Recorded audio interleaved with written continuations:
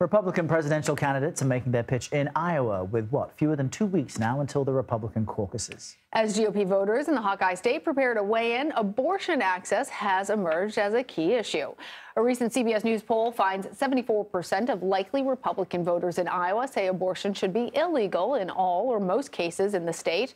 26% of Republican voters said it should be legal in all or most cases. CBS News campaign reporter Shawna Mizelle joins us now from Des Moines, Iowa, with more on this. Shawna, what are voters telling you about how this issue of abortion is coloring their vote and who they want as the next Republican nominee? Errol, Iowa is a conservative evangelical state when you're looking at that Republican electorate. And so with the caucuses quickly approaching, these voters here are not only worried about the Iowa caucuses, but they're looking ahead to the general election in November. And they want to support a candidate that will be able to win on the abortion issue, which has seemed to be a loser recently for the Republican Party. So, Shawna, how are my daughter had a tubal pregnancy. And so he said that's a life is a life. And I think he didn't want to address every little detail. And I know that's hard to address every little detail.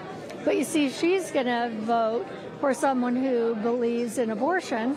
It's an issue we're avoiding, just like he says we're avoiding so many other issues. We're not saying where the Republican Party stands. So as you can see, these voters are really asking these candidates at these town halls about their stance on abortion and how they would approach this in a way that it could be a winning issue for the Republican Party.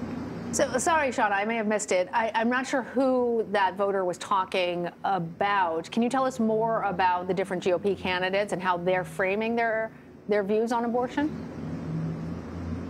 Absolutely. So this woman actually posed a question to Vivek Ramaswamy. Now, he has talked about creating greater protections for men, actually, and making them, more responsible when it comes to pregnancy, whether they're the primary financial responsible person for the child. You have Ron DeSantis that's really touted his record in Florida, where he signed that near total 6-week ban. And Nikki Haley has actually come out and said that she would sign a federal abortion ban, but she always adds that caveat that she's not sure that it would even pass in Congress to get to the president's desk. And so abortion is an issue that these Republican candidates have sought to, seemingly walk a tightrope on. And Shawna, what about the man leading polling, former President Donald Trump? How do voters interpret his position on abortion?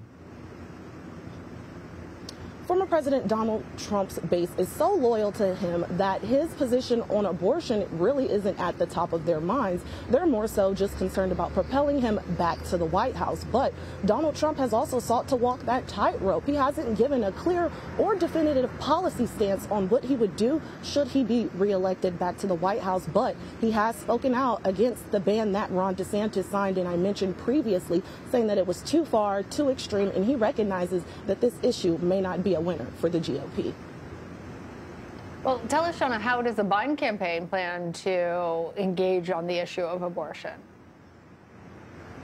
Now, assuming that Donald Trump becomes the Republican nominee, and by all indicators and polls, that's what it's looking like right now, the Biden-Harris campaign has already come out and said they plan to tie all of the restrictive abortion laws that we've seen pop up across the country post-Dobbs to Donald Trump's legacy. They also plan to elevate personal stories like that of Kate Cox out of Texas, who had to travel out of the state to receive an abortion. And this is going to be a primary tenet in the Biden-Harris reelection campaign.